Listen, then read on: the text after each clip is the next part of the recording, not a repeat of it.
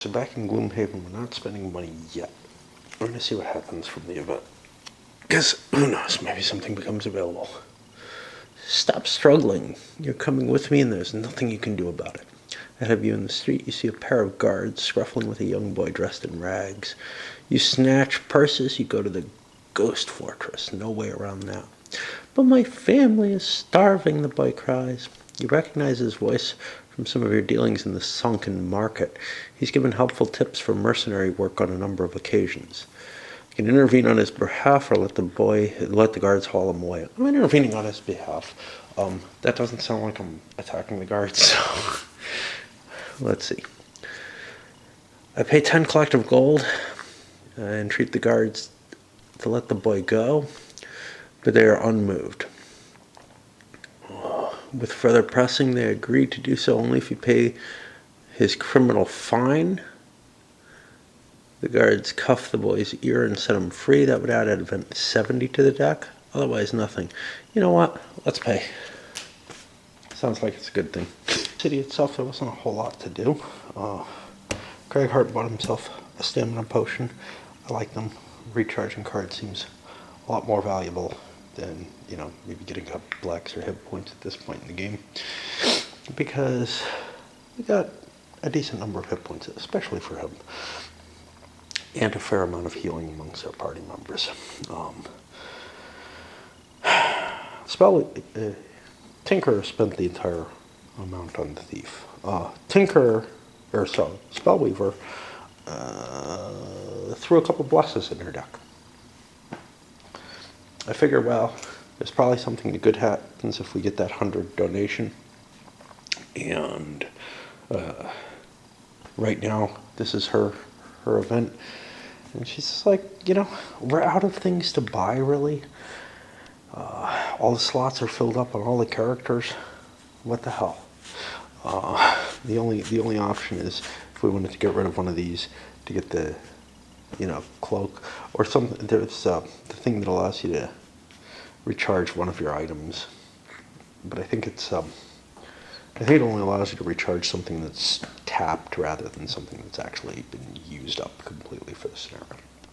So, haven't set up the scenario yet, but I did not. I thought I grabbed it. Fuck. I thought I had grabbed. I guess not. Let's see what we're going into the swamp at her wish.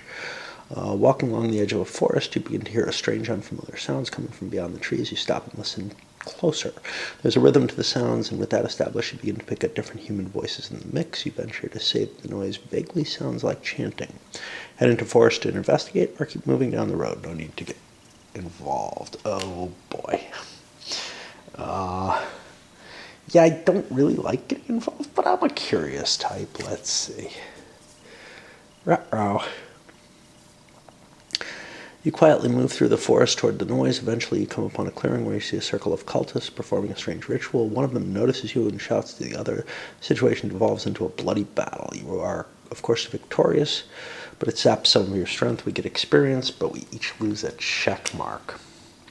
That's not going to matter here, but these two each had a check mark, which they're going to get dropped. It's kind of a pain because experience points, eventually they level you up, and that affects the difficulty of the scenarios. Check marks, all those perks you can get, if you can fill those out as quickly as possible, that's great. Except that the tinker goes away. But it's cool because you get to you get to bring in characters who don't affect the level of things, but have a little bit more luck. For the most part, and a few extra, advantages in their deck, but other possible advantages as well. So it's not a fair trade. Let's see what's up with this Forgotten Crypt. I've got it set up. Some monsters in the front there, a skeleton and a couple of cultists. I'll be coming in here. This is Hale, which is important because the goal is to protect her until she reaches the altar, which is at the very end of the thing. Treasure there and a bunch of money. So some looting opportunities, at least there. You want to do what now? Hale stares at you blankly. You found a rift into the plane of elemental power and you want to close it? She sighs. Well, I did agree to help you. She begins tossing the orb you retrieved up and down in thought. Okay, based on your description, it's going to take a bit of extra work to close a rift of that magnitude. I could do it myself, but it would take a while, and it may get troublesome if we would be attacked by the other side in the middle. We talked about this already when we accidentally went here. I knew a powerful elementalist who owned one many years ago. What's he trying to get? A sensor. He's dead now, but I'll take you to the crypt personally. I'd advise against handling the sensor on your own. After a day's journey, you find it, resting along the Serpent's Kiss River, and as far as I know, that's this down here, which is not on the Serpent's Kiss River. It's on some far tributary of it.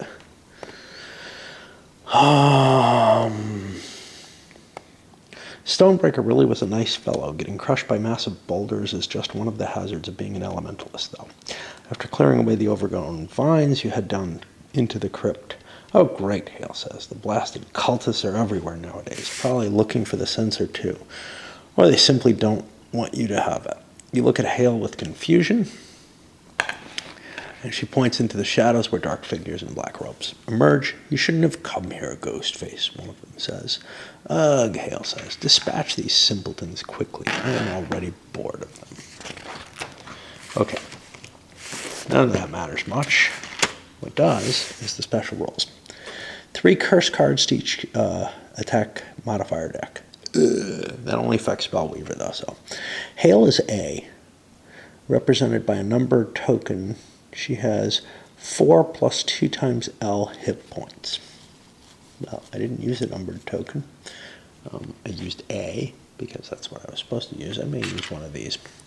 But anyway, she's going to have, 8 hit points. She's an ally and an enemy to monsters. She acts on initiative 99 with a move 2 towards the altar. Opening doors and springing traps is necessary. Great. The scenario is complete is when she ends a turn adjacent to the altar. If she's killed, the scenario is lost. And then there's all kind of things that get opened up as we go into them. I don't know what C is.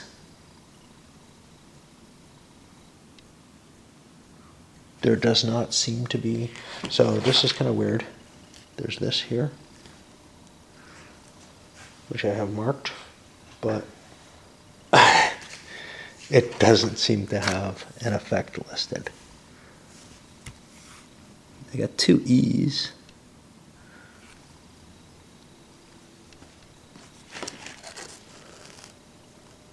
Or maybe one of them is a C. We'll see. Because door 1 affects C, and E is not in the game yet, so I think I'm maybe just misreading that, and that'll create more crap behind me to chase me as needed if I'm not moving along quickly enough. But yeah, we're going to have to blast our way through things and let her through. Sounds good to me. And I'll use one of these for her. We start out near her. And again, she moves late, so that shouldn't be too big a problem. And the peculiarities of this scenario are such that, with very different types of cards. So like Cragheart is taking one that I've sort of not taken for a long time and never won it for the purpose that it had, which is it creates obstacles. The Tinker is taking some trap-based things. Every now and then I use those. And making sure Cragheart has the push options. She's got her critter because it'll slow things down. I actually thought about taking the decoy for Tinker for the same reason, that it could attract enemy attention. But that thing's not going to last very long and isn't going to do any damage and really hold them up. The ability to move obstacles. I can't completely block things off, but I can make things painful. The actual layout of the dungeon, I wouldn't take the one that could move obstacles because, so the 3 space obstacle here, these are traps. So these are the only obstacles I'm going to have to play with in the course of the scenario. But I try not to know that in advance. I know this room and that's it. Interesting this was pointed out to me. I don't understand still. I think it was explained, but I don't get it. The difference between like new location and, you know, whether or not you can actually access something. Obviously, you need the requirements, but you would think the new location things would tell you what else you might need to access it. I don't know. But one thing that was pointed out to me was, hey, yeah, somewhere here in the rules, there's this enhancing ability cards, which talks about the power of enhancement, which I now have because of the last scenario. Now, I don't remember what the fuck the scenario was. It was the frozen something or another. Frozen Hollow. That's what gave me this. It hints at it somewhere. I don't remember quite where there's something about, yeah, once you have this globe, you'll have something. But it doesn't really say, hey, when you get power of enhancement, go look here. So I'm going to consider this. I may change some of my spending costs. This is the ability to spend gold while in Gloomhaven to increase the power of ability cards. And that can get you stickers on them, etc. Now, this is a lot of complexity added to the game. Because basically I can get these various enhancements that add to something. Like I could add a point to movement for 30 gold. I don't think, although I can't be sure, that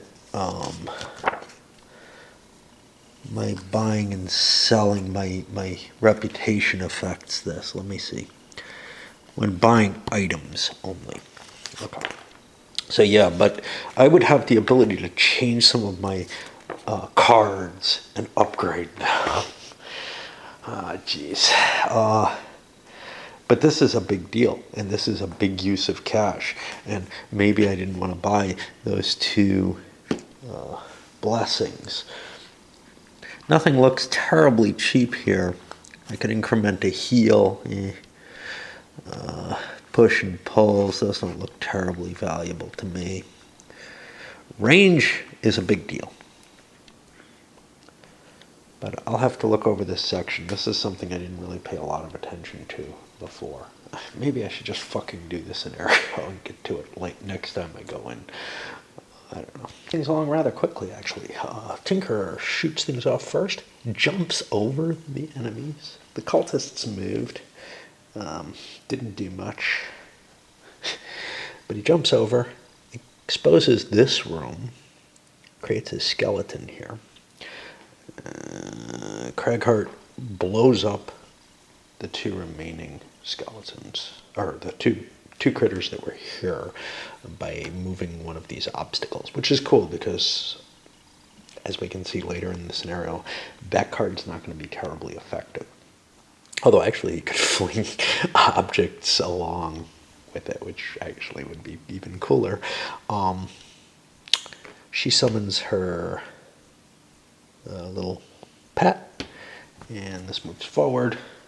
And so far we have taken no real harm at all in this round. At the end of the second round, skeleton got killed off by that cultist. These skeletons came in. Both attacked him, but one of them was able to get a second target in on her. He destroyed that obstacle by pushing something into it. No, he didn't. He failed to get the XP for that because he had already killed it before it could be pushed. Pity. We're using up a lot here. My hope was, hey, let's get ahead of these monsters. But the problem is she's kind of slow. This is kind of slow and blocking her way. There's just problems that are going on. I untapped my mana to give me some fire mana. So far, the Tinker has used up most of his stuff, including, his potion, two of his 3 one-shot items. She has used up her attack bonus and her potion. We're just trying to push on as far as we can before things get kind of ugly. I I don't know, if there was a way to make her move faster, this would all work a lot easier, because then we could just run by the enemies. But that is not the case here. We have to guard her, so we can't just leave something behind following her. And the other thing is, these don't necessarily make good rear guards. And they may fall into that position, but as of right now, that's going to continue pushing forward. It's not going to get out of her way. So that's kind of problematic. In fact, it's very problematic because it's going to move to here. That means she can only move to here unless somebody does something about this. Because the Spellweaver and this go at the same speed, but this goes just a teeny bit faster. But yeah, whatever. Misread my card again. This red is creates mana, not destroys it. So I'm going to give myself this back. That was my intention there, was to use this card. Something of an odd turn. She managed to off two of the critters. Tinker stunned the bones here, so they're not going to get an attack or anything, really. They do get rid of their stun. However, she moves. A bunch of mana gets dropped down. Cragheart grabbed one of his bonus cards and healed the Spellweaver. The Spellweaver created a, hey, I'm not going to take damage if I get attacked anyway. Maybe not. Oh, she's already blown one of her blessing bonuses, by the way. So now we're down to just one critter, and it hasn't been able to do anything this turn. But it is kind of blocking things, yes. She can fly over it with her boots or whatever, but that doesn't help getting this by it. Our second room is clear. And she moved quite far, letting these two grab some of the coinage. She's going to have to do a rest. It's going to be a long rest just because that's what I like. These guys, they're not in the best of shape in terms of being kind of fatigued, but there's a lot of rooms to go in this dungeon, so I'm probably going to plow through that door, find out what the special rules are for doing so, which is probably it's going to start summoning crap here. That's my guess. I haven't looked, which means if I have some capability, like if he has the capability to drop a couple of obstacles, you can make the trip really, really hard. Of course, it would be really hard for these guys too, which is kind of the problem. Okay, so the Tinker busted through the door, ran through, found a cultist over here, skeletons surrounding it. Wasn't really able to do much in terms of damage, just poisoned the cultist, and then promptly turned invisible. The Spellweaver moved forward, fired a nice shot that killed one skeleton with a double damage hit, and hurt the other two rather badly, using her bow to negate fairly hefty shielding. Remember, these are +1s from what somebody told me. I can't. There's some place in the rule where it talks about this, in the rule book where it talks about it. Either way, these things have shields. The living spirits do too, so I probably shouldn't have wasted my bow on this because I'm expecting to face those, but I don't really know about them and whatever.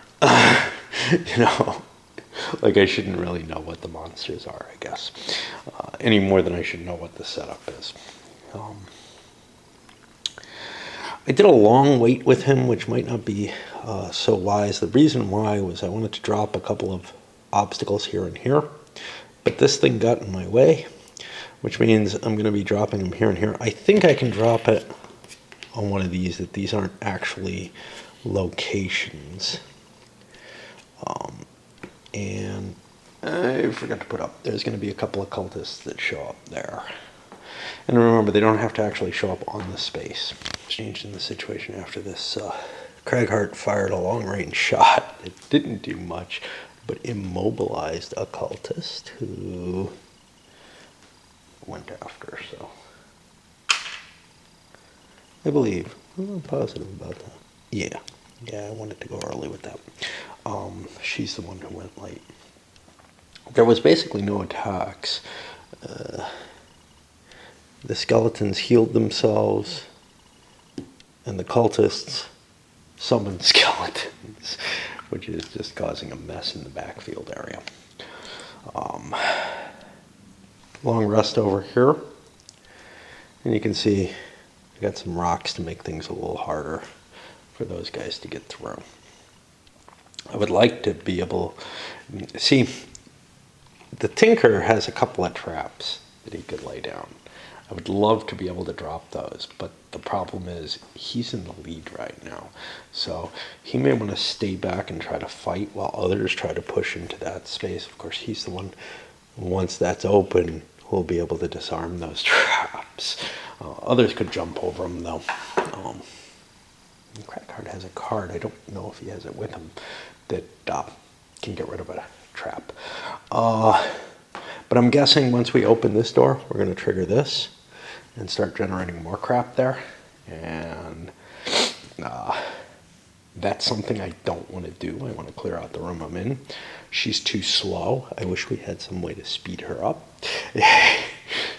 Moving 2 spaces per turn or less, this turn only 1, is really causing us problems. And it's causing the Spellweaver problems. She's running out of cards. Like, she may not make it through the whole fight, and her little critter may never actually get to kill much or fight much because, you know, it's a rear guard, and if she passes out, I think it goes away. Got a couple reshuffles to do, and we'll see. This does not look easy, though. They never do. This turn's gotten complicated. A lot's happened. There was some debate, like the Tinker saying Crackheart should go through the door. Crackheart's like, no, I got an attack, man, let me do it. And he just jumps in the middle of everything and really does a good blast. He's very good at that. Doesn't take out the cultist. Well, the Spellweaver chooses to go through the door, reveals a couple of living corpses. There's going to be living spirits showing up here now. Those are a pain in the ass.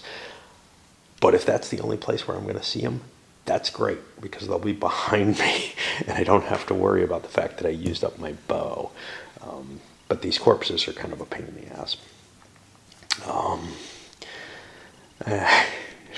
These things could only make their way through, or at least her. This would be good, because then I could drop some traps and at least slow things down here. I got like stun traps and crap like that. But it's really hard. The Tinker is not particularly slow. He's been running out in front. And maybe I have not been the wisest as I could. Been dealing out a decent amount of damage to things, but not killing most of them. So that's kind of a bit of a problem. Now I got to figure out the cultists and whatnot. End of the round, I was actually hoping my Tinker would recover cards for the spellcaster. That's not going to happen. She's going to have to take some kind of rest. I don't know.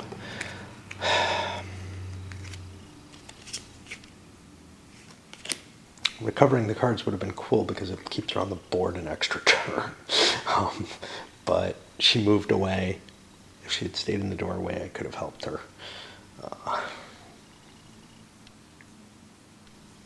But then this would not have been able to move as far as it did.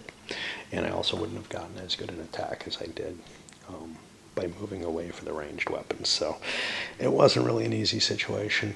We got more and more shit spawning back here, threatening that. That'll probably be dead. So I don't have to worry about keeping her alive for that. The big problem is, hey, what's in that final room, and can 2 characters handle it without losing her, and all kind of crap like that. Yeah. Now, if I take a long rest and there are no cards here, I don't know what happens. Because, well, no, I wasted the card already. Yeah, and I can't grab it back. I wish I could throw the potion to someone else or something. Because, yeah, she's going to lose a turn off of... because she couldn't get the recuperate. Anyway, I guess that's about it for a while. this worked out to be a very good turn. I changed my mind on her, did a quick rest after her turn so that she would have actions because she needed to get out of the way. So she prepared to move here and launched an attack on both of them. Did some damage. Not too much. He's probably not getting his Executioner stat off because everybody's going before him and hitting things. But his move, the Tinker didn't do much at all. Fired a shot, got a null. Did do a poison though on this living corpse. But he charged in and pushed somebody into the trap, finishing it off, and that clears the way for that trap. That's kind of cool. Tinker is probably going to hold his anti-trap card just in case there's a necessary trap to deal with here. I know there's not, but I like to play without that knowledge if possible. Unless that card is really, really necessary. What about the monsters? Well, things were interleaved. So actually, the cultists went first. They pushed forward a little bit. The living spirit, I think, went after the Tinker for whatever that mattered. But that pulled back and attacked this. And I think just about perfect. Only did 1 point of damage. Has a reshuffle, so that goes back in. Dropped a muddle on it. So when it counterattacked, it didn't do much damage with the shield. It actually got a pretty decent hit. Given a muddle, it drew a +1 and a +2. But that's what it took to get that up there. The skeletons, because this moved back, got jammed behind it and couldn't move the third space, basically, that they would otherwise have been able to move. Actually, I think they should be there. Because even though they're not getting closer, they're getting a path around that way. And it does make this one get closer no matter what. But this one didn't get an option. It would have been blocked by the other one, but the other one would have moved. Now, by the time the living corpses got to move, there was only the elite one left. It was poisoned. And he didn't get any movement, so he didn't get an attack. So we basically did nothing. And this is kind of nice now. I do not want her doing a quick rest now because I want to keep this thing on the board a little longer. But this turn I absolutely had to. I got her in the room. Tinker's in a place where he can drop a trap there now, finally, which is what he was really waiting for. And, you know, once we clear this out of the way, we got one more room. She probably isn't going to be around for very long, just because of lack of cards. But I think the other two will be available for a bit. Next round, that living corpse pretty much killed himself on Cragheart. He didn't get an attack, but he got this muddle and immobilize on him. Moved up to him. Great. Okay, the muddle could have helped, except I drew a green. But the biggie was, I had a big melee attack, and it was increased because I had played this card as my movement card, which meant since I'm immobilized anyway, I'll up the damage on it. So boom, he got a big hit on that. Still not qualifying his Executioner. Got a trap there. I've got a little marker under to try to remind me to look up that there's victory points when that's set off. One of the living spirits came charging forward though, and that's really the only thing that would be a real risk right now. We got hordes of cultists showing up just slowly. I gotta create some more actually and move these back, but yeah. And I think we're actually out of cultists, so we won't be creating any more of them. Yeah, the door and a lucky situation. There's some living corpses there. They're going to be tough. I got to lead them away from the altar so she can get to it. If she gets to it, it's all over. It doesn't really matter what happens. But there were supposed to be 2 cultists in here. I don't have any more cultists, so they don't spawn, and that's awesome. A fair amount of luck and things kind of falling my way. I'm sure pre-planners don't feel like it's falling their way. They, you know, kind of plot all this out and gets it to work perfectly. I just kind of work on serendipity. I still got a pretty nasty line of stuff in front of me, and she's not going to be able to do a damn thing except serve as a target for whatever's coming. Yeah, there's some skeletons there and another living spirit. Got a little bit of time. These guys have some cards, and she's immune to attacks this turn. Next turn, ooh. You know what, I'm going to leave this here because it gives her an XP rather than turning invisible. Turning invisible makes her into an obstacle, but after this long rest, she's going to disappear. So it's whether or not she's an obstacle and things might run through these, which could kill things, or whether she gets her XP. And I don't think a lot of things were going to move up for her. Of course, it's actually her choice, right? No. She's doing... Yeah, she would have had to do it last turn. But yeah, it's going to be another close run. Is the Tinker was able to drop stuns on 2 of these and did a big attack that killed the other ones. Now we've got a little bit of room open. I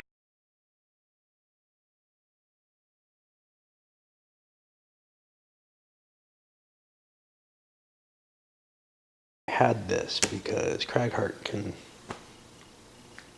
disable both of those, and she's within range, and he actually can also grab the chest with the picks that he has. I think he can disable. He can disarm them, which should be sufficient, but they could still block things. What I wasn't counting on was that these chunks of blubber could move faster, and faster even than the Tinker. Wow, that wasn't counted on. However, it's awesome, because yes, they can move, but they both end up targeting him because he's faster, and all they did was immobilize and muddle him, which means this is over. It's just a matter of what points I can score. Too fast. A living spirit managed to slip into this space. Too bad she couldn't be there another turn. I think I had another turn there, but turns out I cheated on her. I cheated big time. I didn't put the 3 curses in. Yeah. Probably should lose this one. Screw it, man. I'm okay.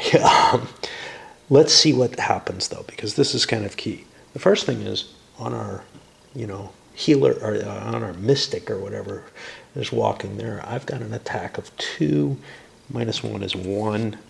Good, that's a null. I have to reshuffle and check for the other 2, but the other 2 don't matter. She's going to make it no matter what. It's just a question, again, of what we get out of it, whether we get the treasure chest, whether we get some extra XP or whatever. Okay, she's going to move up. That'll end the scenario. We'll talk about that in a moment.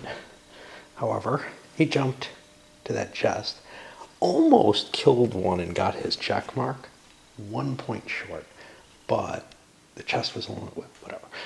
The chest was only $20. Nothing fancy in there. That's okay. Money's great now that we've unleashed this power of enhancement.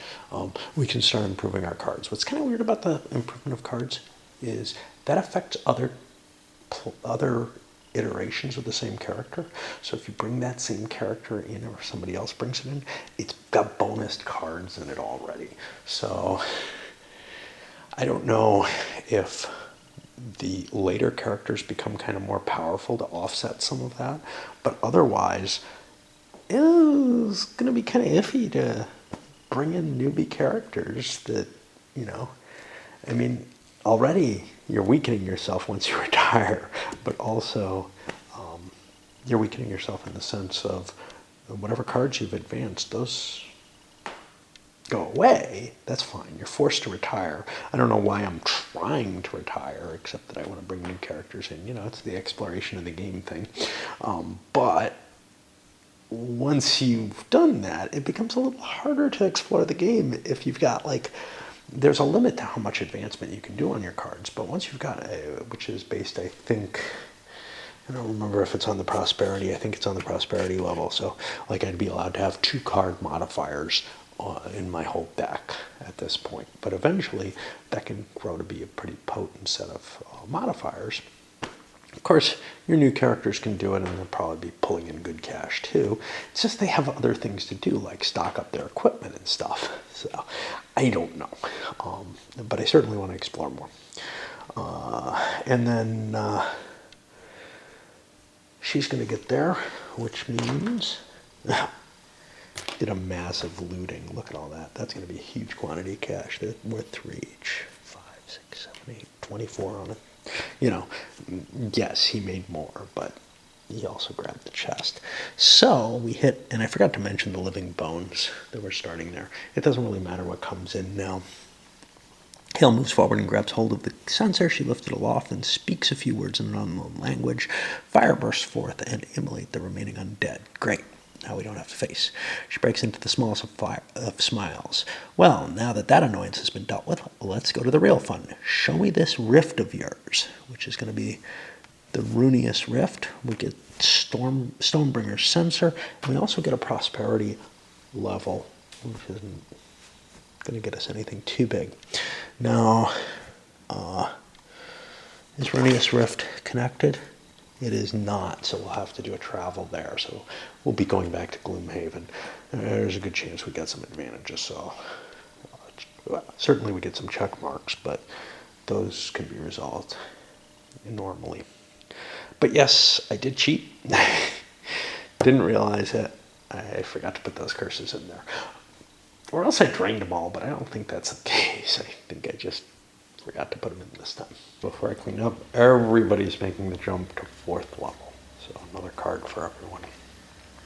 Still, you know, it's kind of funny. It's like we're making the advances here, but I don't feel like, I don't know. I feel like certain things aren't advancing as much as I expected to happen quickly. Like I wasn't expecting the levels maybe to go as fast, but I maybe thought the perks would go faster. From the bonuses, maybe I thought the prosperity would go up faster, but those seem to be more slower campaign items. The levels, yeah, you seem to be able to get them. Now, what's big here, though, is if I brought in a new character, it would only be level 2.